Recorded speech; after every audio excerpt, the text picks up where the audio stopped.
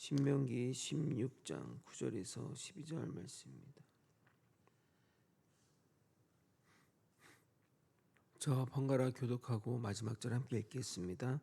7주를 셀지니 곡식의 낫을 대는 첫날부터 7주를 세어 내 하나님 여호와 앞에 칠칠절을 지키되 내 하나님 여호와께서 내게 복을 주신 대로 내 힘을 헤아려 자원하는 예물을 드리고 너와 내 자녀와 노비와 내 성중에 있는 레인과 및 너희 중에 있는 객과 고아와 가부와 함께 내 하나님 여호와께서 자기 이름을 두시려고 택하신 곳에서 내 하나님 여호와 앞에서 즐거워할지니라. 너는 애굽에서 종되었던 것을 기억하고 이 규례를 지켜 행할지니라. 아멘. 6월절은 이스라엘 백성들이 하나님의 은혜로 출애굽한 것을 기억하기 위해 유대력 매년 아비벌 1월 15일에 지켰던 절기입니다.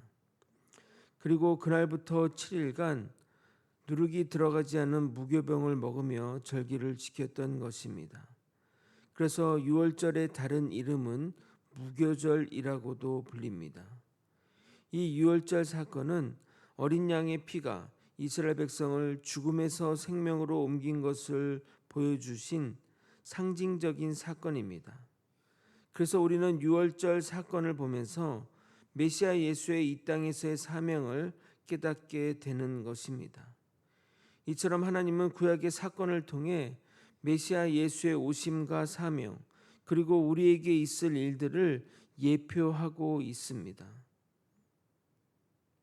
그러므로 6월절 어린 양의 피로 오신 예수님이 6월절을 성취하셨기에 우리는 더 이상 6월절을 지킬 필요가 없고 다시 오실 예수님을 기다리며 부활절을 지키는 것입니다.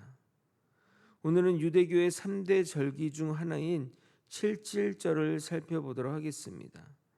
이 칠칠절도 신약의 중요한 사건과 연관이 됩니다. 어떤 사건과 연관이 있는지 그리고 이 절기를 지키는 목적과 의미를 살펴보도록 하겠습니다. 하나님이 제정하신 규례를 통해 하나님의 깊은 뜻을 알아가는 우리 모두가 되길 예수 그리스도 이름으로 소원합니다. 기본적으로 유대교 절기는 농사와 관련이 있습니다. 6월절에 보리 수확을 시작하는데 그 수확한 첫 보리를 하나님께 감사하며 드렸습니다. 그럼 오늘 살펴볼 칠칠절은 무엇이냐? 보리 추수를 마무리하며 보리 수확을 마무리하며 감사하는 날입니다. 동시에 이날은 밀 추수가 시작되는 날이기도 합니다. 절기의 이름이 칠칠절인 이유는 6월절 첫날부터 7주를 계산하여 49일 되는 날을 칠칠절 절기로 지켰기에 칠칠절이 되는 겁니다. 그런데 완전수 7이 7번 반복된 날이기에 이 날을 특별하게 여겨 하루 더 절기를 지켰는데 이 날이 50이 되는 날, 50절, 한자어로 오순절이 되는 겁니다. 그러므로 칠칠절이나 오순절은 같은 절기를 말하는 겁니다. 그리고 이것이 보리 추수와 관련이 있기 때문에 맥추절이라고도 부릅니다. 그런데 이 절기들은 음력이기에 6월절은 태양력 기준으로 주로 3월 말에서 4월 초에 있고 우리가 그 어린 양으로 오신 예수님이 6월절에 돌아가셨잖아요. 그러니까 우리가 부활절이 보통 3월 말에서 4월 초에 있는 이유가 바로 이런 이유이고요. 그래서 49일을 더한 칠칠절은 5월 말에서 6월 초에 있습니다. 그런데 우리는 맥추절을 7월 첫 주에 치르지 않습니까? 그 이유는 유대는 6월 초에 보리 추수를 완료하지만 우리나라는 이스라엘 지방보다 좀 추워서 7월 초에 보리 추수가 마무리되기에 7월 첫 주로 맥추절을 지키는 것입니다. 그리고 의미적으로도 7월 첫 주가 지난 6개월을 살펴준 것에 감사한다는 의미가 감사하는 것이 의미 부여가 되기에 시적절하다 하겠습니다. 그러므로 유월절도 주님께 감사를 나타나기 위한 것이고, 칠칠절도 하나님께 감사를 나타내기 위해 절기를 지키는 것입니다. 이처럼 믿음 생활에서 감사를 빼놓고는 설명이 되지 않습니다. 그런데 여러분, 이 오순절이 무슨 날이죠? 바로 성령 감림절입니다. 유대인의 3대 절기 중 한 번은 꼭 예루살렘에 와서 제사를 드려야 했습니다. 그래서 이 오순절에 많은 이들이 예루살렘에 와서 제사를 드렸는데, 그때 예수님의 제자들도 마가의 다락방에 모여 기도 모임을 하고 있었던 것입니다. 그런데 갑자기 그곳에 성령님이 마가의 다락방에 모인 이들에게 불의 혀같이 임했고, 그들이 각자 난 곳 방언으로 하나님을 찬양하고 하나님의 일들을 말했던 것입니다. 그래서 오순절은 성령 강림절이자 교회 창립 기념일이기도 한 것입니다. 그리고 유대교 기록에 따르면 이날은 시내산에서 하나님의 율법을 받은 날로 여겨졌다고 합니다. 지금 기독교는 오순절을 따로 지키지 않고 성령 강림절이나 맥추절로 지키고 있습니다. 그럼 하나님은 우리가 어떻게 칠칠절을 지키라고 하는지 살펴보도록 하겠습니다. 10절을 여러분이 한번 읽어보도록 하겠습니다. 함께 읽겠습니다. 시작. 내 하나님 여호와 앞에 칠칠절을 지키되 내 하나님 여호와께서 내게 복을 주신 대로 내 힘을 헤아려 자원하는 예물을 드리고. 이 절기 또한 감사의 절기이기에 이스라엘 백성들은 이날을 축제처럼 즐겼다고 합니다. 그런데 이때 하나님께 예물을 드렸는데 원칙하에 드렸음을 알 수 있습니다. 그것은 바로 복을 주신 대로 힘이 닿는 대로 자원하여 드렸다는 것입니다. 간단한 문구 안에 3가지 원칙이 담겨 있으니 이 부분을 살펴보도록 하겠습니다. 먼저 예물은 주님이 복을 주신 대로 해야 합니다. 예를 들어 100만 원을 벌었는데 100만 원을 예물로 드린다? 이것은 맞지 않는 것입니다. 반대로 1000만 원을 벌었는데 1000원을 예물로 드린다면 이것도 맞지 않은 것입니다. 그럼 어느 정도로 해야 되느냐? 두 번째 원칙인 내 힘을 헤아려서 해야 합니다. 이 말의 의미는 능력 범위 안에서 최대한으로 힘껏 예물을 드리라는 겁니다. 그러면 힘껏은 어느 정도인가요? 목사님, 수치로 알려주시면 안 됩니까? 라고 물어볼 분이 있는데, 여러분이 그것을 정해야지 제가 그것을 정한다면 오히려 그것이 부작용이 될 것입니다. 그러면 마지막 원칙을 들으시면 어떻게 하는 것이 맞는지 중심을 잡아줄 것 같습니다. 마지막 원칙은 바로 자원하는 마음입니다. 힘껏 하는데 자원하는 마음이 아니라면 예물의 의미가 퇴색되게 됩니다. 그러므로 힘껏 하되 자원하는 마음을 넘어서지 않도록 해야 됩니다. 물론 자원하는 마음이 사람마다 다를 수 있습니다.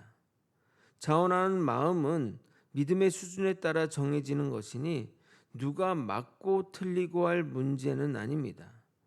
이 물질은 참 오묘한 영역입니다. 누군가의 눈치나 또는 누군가의 인정을 바라지 마시고 하나님이 주시는 복 안에서 힘껏 하되 자원하는 마음이 훼손되지 않는 범위 내에서 하시면 좋습니다. 제 설명에도 어떻게 하는지 막막한 분들을 위해 간단한 팁을 드리면 예물을 드려보면 알 수 있습니다. 저번 헌금보다 조금 더 했는데 아무렇지 않으면 그것이 자원하는 마음인 것입니다. 그런데 마음이 불편하고 생활적으로나 여러거나 어렵고 힘들다면 자원하는 마음이 넘어선 것이니 향후는 그것을 맞춰서 그 기준을 낮춰야 하는 것입니다. 앞에서 말씀드렸듯이 이 절기는 감사의 절기이기에 유대인들은 축제처럼 이 절기를 지켰습니다. 그러므로 이 절기를 사회적 약자와 기업이 없는 레인과 내 집에 있는 노비와 심지어 여행객들과도 함께 즐기라고 하나님은 말씀하고 있습니다. 11절을 여러분이 한번 읽어보도록 하겠습니다. 시작. 너와 내 자녀와 노비와 내 성중에 있는 레위인과 및 너희 중에 있는 객과 고아와 과부가 함께 내 하나님 여호와께서 자기의 이름을 두시려고 택하신 곳에서 내 하나님 여호와 앞에서 즐거워할지니라. 농경 사회에서는 추수의 기쁨보다 더한 기쁨은 없을 겁니다.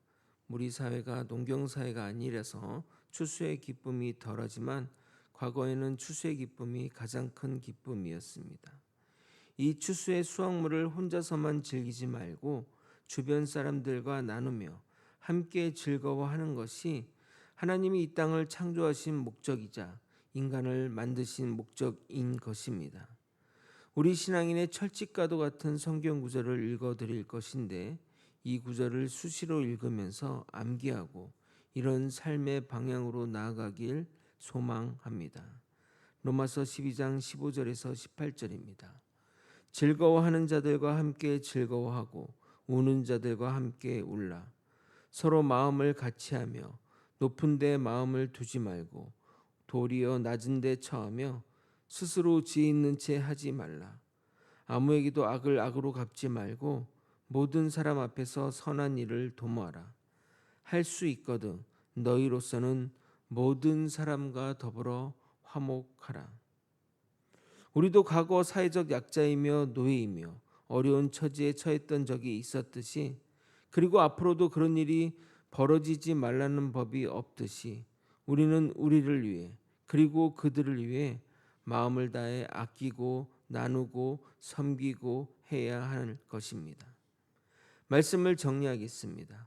77절 절기는 보리추수를 마무리하며 하나님께 감사하는 절기입니다. 이 날은 성령님이 강림하신 오순절이기도 하며 교회가 시작된 창립 기념일이기도 합니다.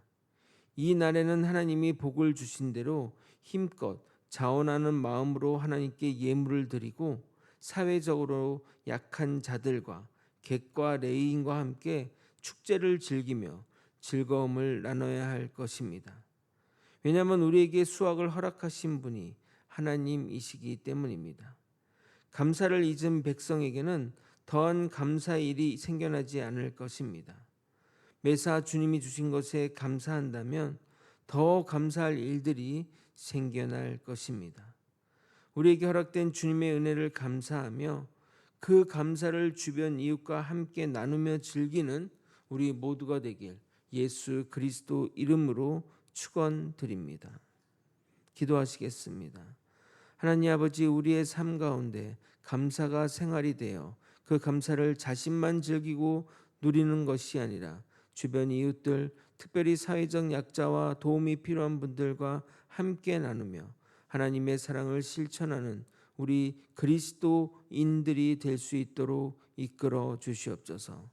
하나님의 은혜에 감사하는 백성이 진정한 하나님의 백성입니다. 우리 모두 이 사실을 명심하며 모든 이들과 더불어 화목하는 길로 나아가는 우리가 될 수 있도록 역사하여 주시옵소서. 사랑이 많으신 예수 그리스도 이름으로 기도드리옵나이다. 아멘.